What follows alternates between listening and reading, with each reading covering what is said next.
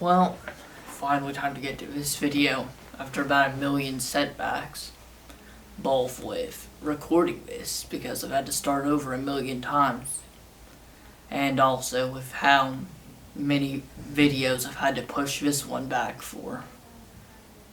But anyway, I'm just going to get straight into this video here after my video about debunking MatPat. I've been wanting to do this one really bad, but you know. Anyway, I should go ahead and say that this video is about murder drones, power scaling, and of course the series as a whole in debates and what forms of hacks and stats they have, but I'm gonna go ahead and say that there are some key terms you should know before we start. My friend Mr. Cricket made a list himself, and I figured I should as well. So, first, of course, you gotta know AP, aka attack potency. That's how much raw damage one can inflict. Then there's destructive capacity, how much area or what specifically someone can destroy. For example, this distinction is important to note because, of course, Fang's DC equals AP at least, but AP does not equal DC. If you can destroy something, let's say you can destroy something of planet level size, you have planet level attack potency. However, if you have planet level attack potency, that doesn't mean you can suddenly cause that level of destruction. There's also things for speed, such as MHS, or massively hypersonic, referring to things a certain degree past hypersonic. And of course, FTL and massively FTL, aka faster than light. Friend Mr. Cricket has made a murder drone scaler video, a few, but I'm going to go full scale with all the characters, pretty much everything. Also, just gonna say, subscribe to the GOAT, Mr. Cricket, and also subscribe to my student, Olivia VT, aka Drone Edits. But, the thing about other scalers in the murder drones community is that they always downplay the characters. My friend Mr. Cricket he made a video to correct this, but still use the lower end possibilities only. So how about we go even further with this? So basically, to start off the scaling chain, we're gonna say the same thing that Cricket did. There was a planet level explosion at the start of episode 1. The worker drones survived this. If I get any bullshit, such as Uzi's colony being far away from the explosion, so they can't scale, well, if I hear any of that nonsense, just wanted to let you know, it is implied to have come from Cabin Fever Labs, where numerous drones, including ones without the absolute solver, did survive. On top of this, they make it very blatantly clear that there are numerous colonies. Therefore, Uzis being far away does not make them suddenly the rule, only the exception. Anyway,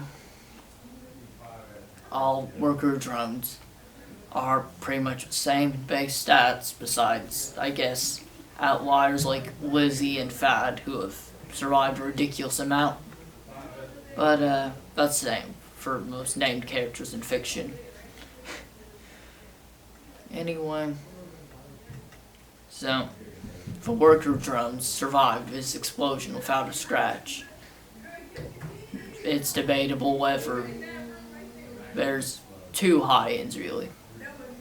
you could either scale it to its base value, which is around 6 ronitons, aka large planet level, and 1/3, beating the bare minimum for dwarf star level. But there's also more high-end interpretations, such as worker drones no selling it, which, anyway, as I was saying, you could use a base value, just 1/3 dwarf star level, or you could go for the really high-end calc stacking equivalent, which, yes, I'm aware, calc stacking is not good, but really, it's so controversial who uses it or who doesn't. People use calc stacking so much and it gets accepted, so who even cares? I'll just say it as a high end because some people accept it, some don't. And regardless of my opinion, still better throw up the highest possible interpretations. Anyone that could give a 3 times bonus due to no selling the explosion, taking it without a single injury. This is made even more impressive given that murder drones, or disassembly drones as they're rightfully called, are capable of one-shotting basic worker drones. In fact, you could argue, again, if we go for the highest end, you could argue a similar 3 times argument via the AP values and requirements for a one-shot of such degree. And then, of course, they can survive their own missiles, which have that effect, and yet they have better weapons that can damage each other. So, you can guess these multipliers can keep being stacked if we really want to do this. Just looking at basic math, they'd be very far into Dwarf Star as early as episode 1 if we do go with that. On top of this, the murder drones still are not near the top. Next up is simply a doll. She was originally thought to be pretty much the power ceiling in this series, but, gets crazier and crazier. In episode 3, she very clearly was able to annihilate both V and N, pretty much one-shotting them both numerous times until they regenerated. And on top of this, they couldn't do anything to actually get a single hit in. They only managed to win because Uzi, who's immune to absolute solver abilities, basically got a sneak attack on her, kicked her out of the air, and V managed to sneak up on her and shoot her in the back of the head. Which, note, didn't even actually do anything. Doll was worried that V could have actually gotten a kill from that, but she literally didn't actually die from that like people think she did.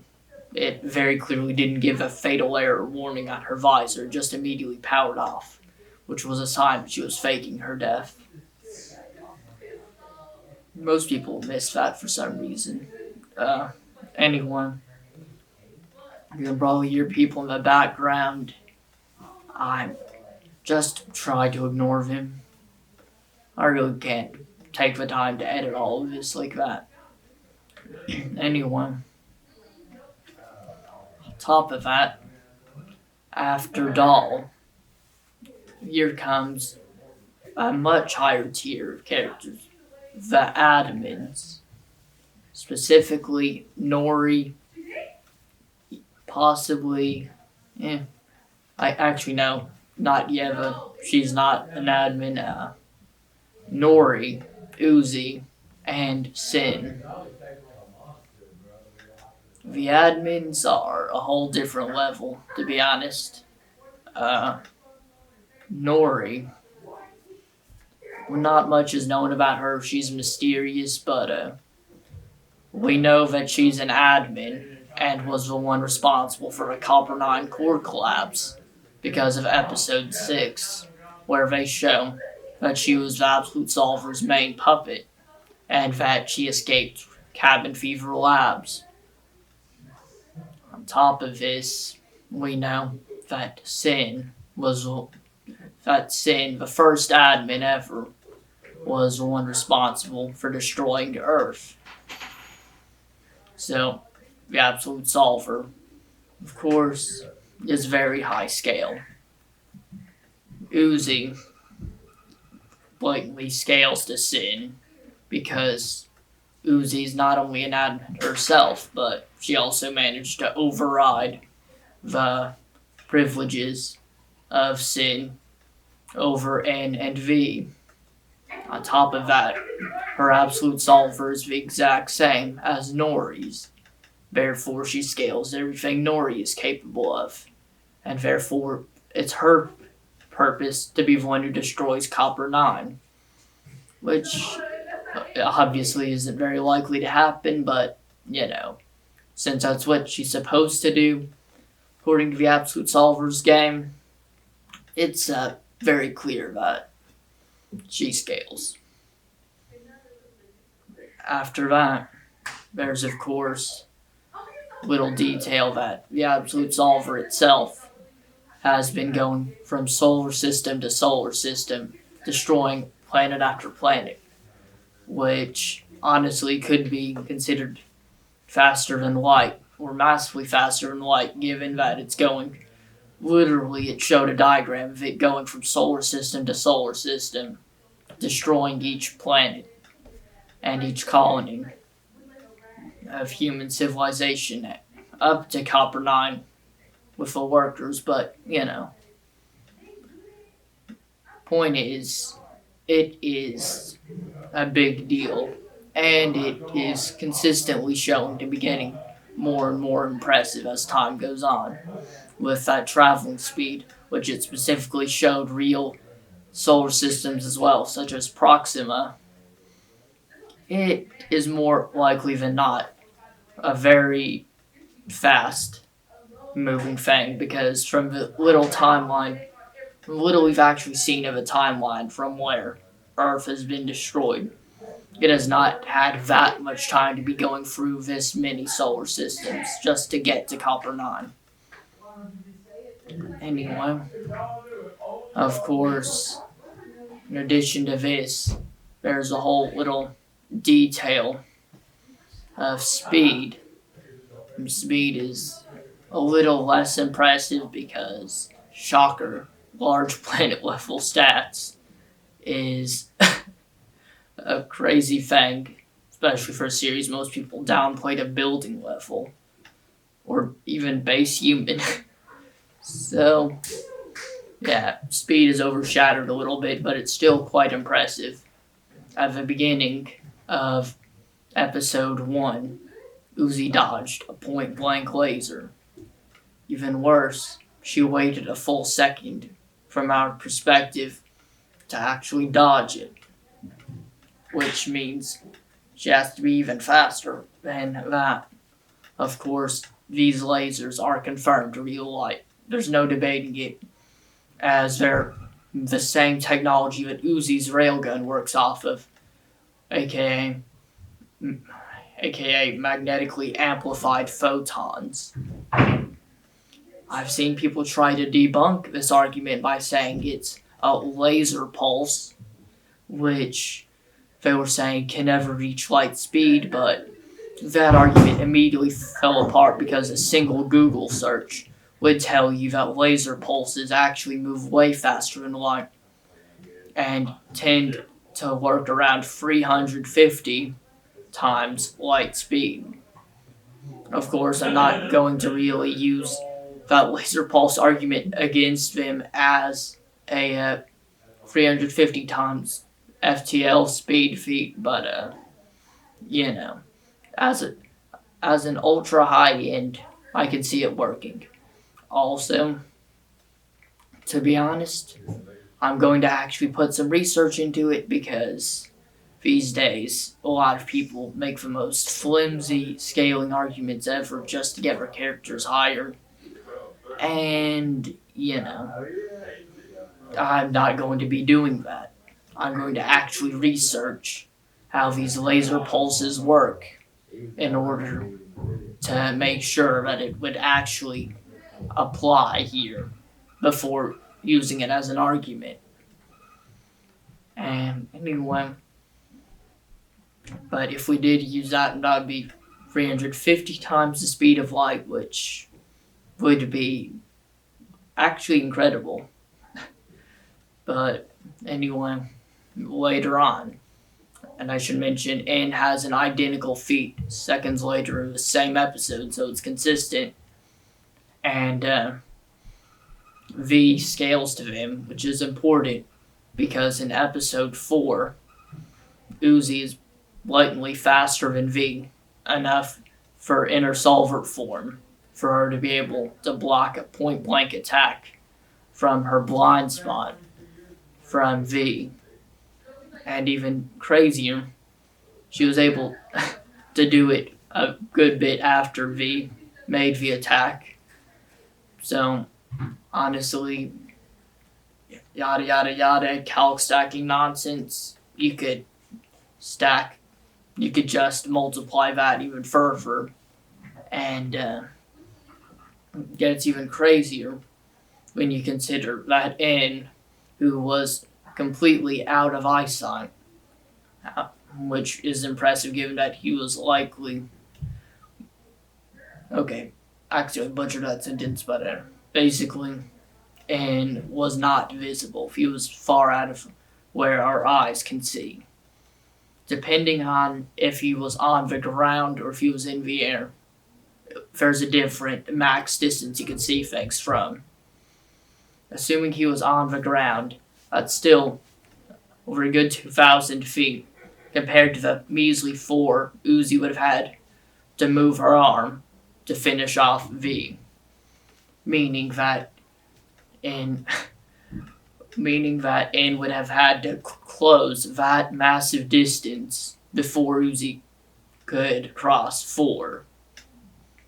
Meaning N would have to be probably 1,000 times faster. About 1,000, I'm not actually going to do the math there, but hundreds of times faster than Uzi, which if we go for the bare minimum, which is sub-relativistic, then you can still faster than light by a large margin.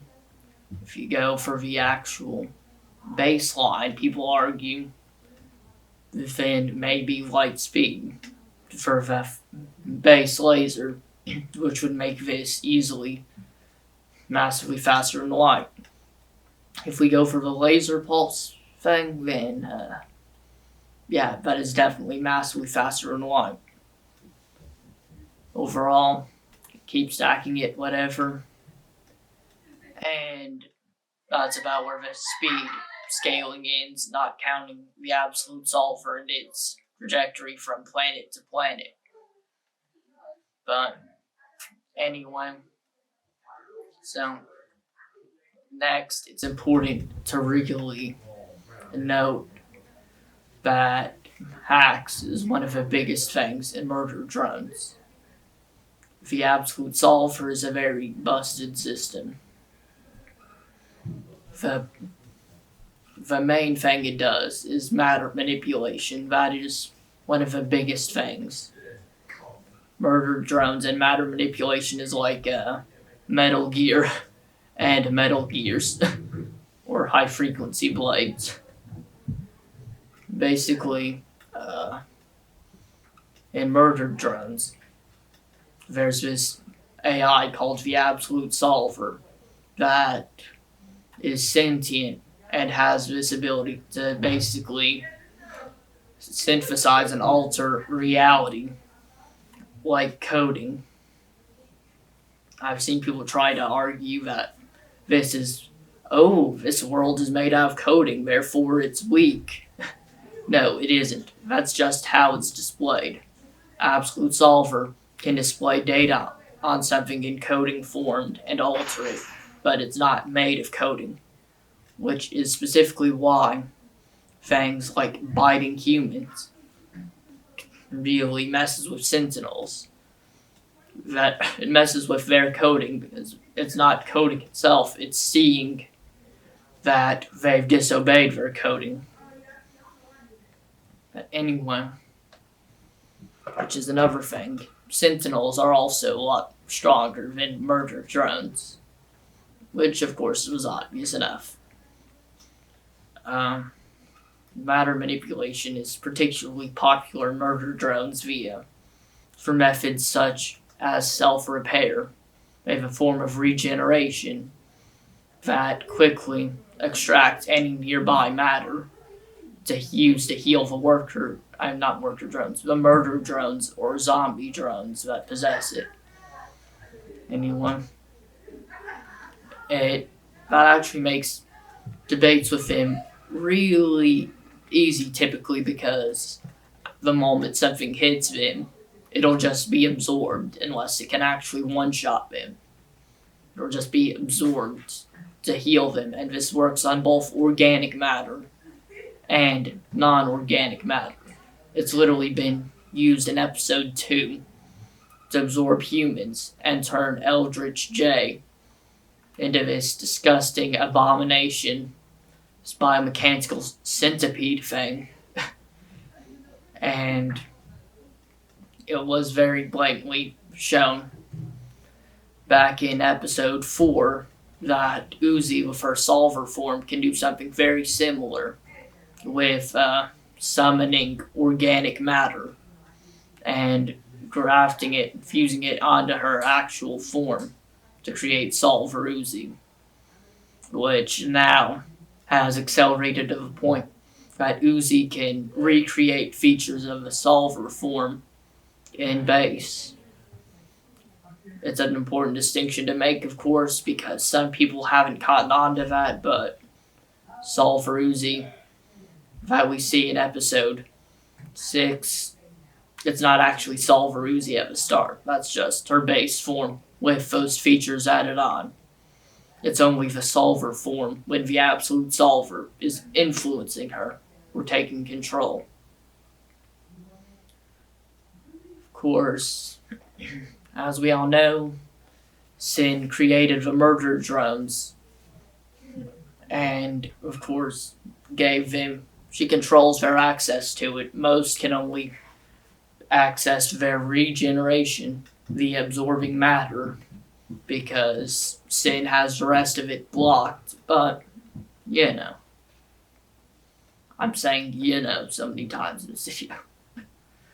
Anyway, the next phase, I'm going to check the camera's still recording.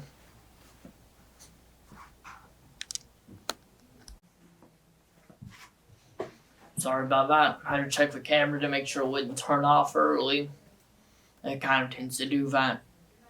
And it did that last time I tried recording this, but as I was saying, the workers have their absolute solver blocked by administration.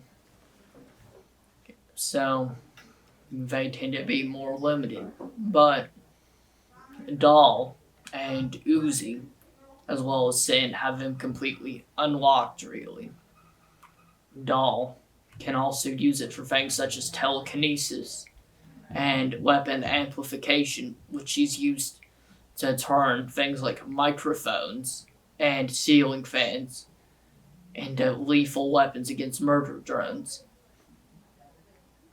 She's even managed to impale Uzi with a microphone stand via the amplification. She's also shown teleportation abilities and the abilities to replicate and shift matter, such as turning a standard kitchen knife into free cleavers. Of course, the teleportation was shown multiple times as well in episode 3 and episode 4. Also episode 5 and episode 6, so every episode after 2. Anyone?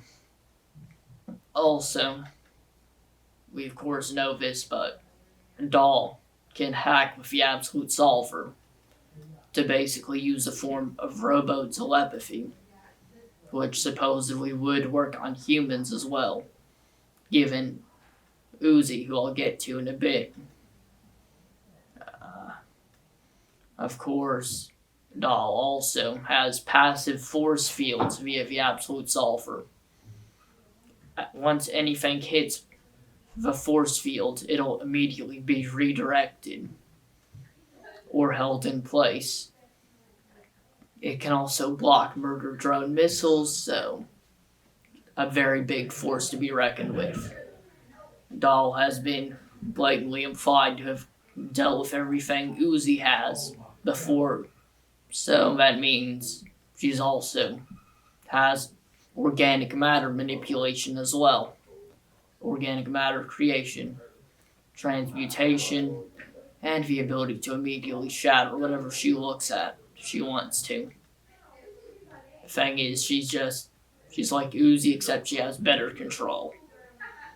Though Uzi has become stronger now because obviously she's an admin, Doll isn't. Anyone? On to Uzi now, I guess. Which I should also actually mention real quick. Doll has shown other minor abilities such as controlling red lightning, and she's also shown stats to one-shot worker drones like everyone else has. But anyway, Uzi is where things really get interesting because she's shown some very crazy feats, such as not only absolutely destroying V, but she's actually done things like turned an arrow into some weird Cthulhu starfish thing. It was crazy. Sorry. I lost train of thought because that scene was so weird. She also accidentally created this large, giant void thing of fleshy tendrils of organic matter in episode 4, which grafted onto her to become the Solver form, of course. She's also been shown there to one-shot numerous worker drones physically, and even ripped off one of their heads. I think it was Emily. Yeah, it was Emily. And she also possibly physically ripped Rebecca in half. Then, of course, things get interesting because in episode 4, Emily, in particular, stood still, giving a dead zombie-like stare, which is a big thing because basically Solver Uzi has this ability to pretty much, I guess, zombify other drones. Not in the sense that they spread it or anything like that, not in the sense that they become dead and start biting things, but they basically stand still like mindless zombies, which makes them very easy to eliminate.